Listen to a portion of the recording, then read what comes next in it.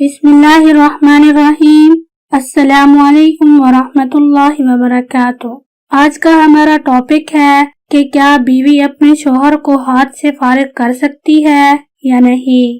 لیکن اس ٹاپک سے پہلے مزید ایسی ویڈیوز دیکھنے کے لیے آپ سجیسٹ بھی کر سکتے ہیں۔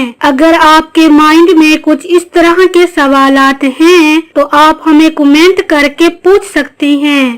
آج ہم جس ٹاپک پر بات کریں گے کہ بیوی کی ذمہ داریوں میں اپنی آبرو اور عزت کی حفاظت کرنا اور اسی کے ساتھ اپنے شوہر کی آبرو کا خیال رکھنا، یہ بھی بیوی کی ذمہ داریوں میں آتا ہے۔ اگر دیکھیں کوئی بھی شک و شبہ ازدواجی زندگی میں آ جائے، یعنی کہ کوئی بھی شک پیدا ہو جائے تو وہ سب خوشیوں کو ختم کر دیتا ہے۔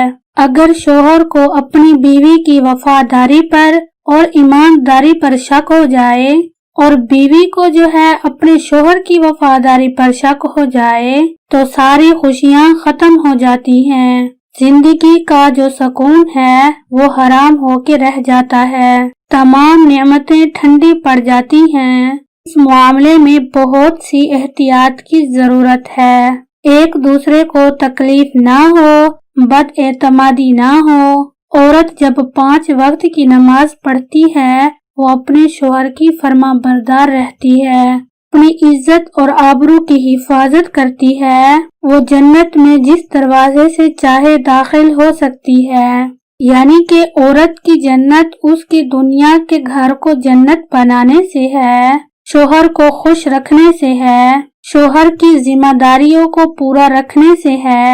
اگر گھریلو حالات ٹھیک نہیں ہیں، صبر سے کام لے اور اپنے شوہر کو سمجھائے۔ اگر شوہر نہیں سمجھ رہا، گھریلو حالات چھوٹے چھوٹے جھگڑوں کو بڑا نہ کرے۔ دیکھیں جب شادی کی جاتی ہے تو اسی کے ساتھ ساتھ مباشرت کے سلسلے بھی شروع ہو جاتے ہیں اور ان دونوں کو حقوق حاصل ہوتے ہیں، ایک دوسرے کا حق حاصل ہوتا ہے، اس کو پورا کرنا چاہیے۔ ہم بستری کے آداب اور اس کا خیال رکھنا چاہیے۔ جائز اور ناجائز طریقوں کے بارے میں بھی پتہ ہونا چاہیے۔ ایک سوال کیا جاتا ہے کہ عورت اپنے شوہر کو ہاتھ سے فارغ کر سکتی ہے؟ یہ کرنا بالکل بھی جائز نہیں۔ جو زبان کلمہ پڑھے وہ آلودہ نہیں ہو سکتی۔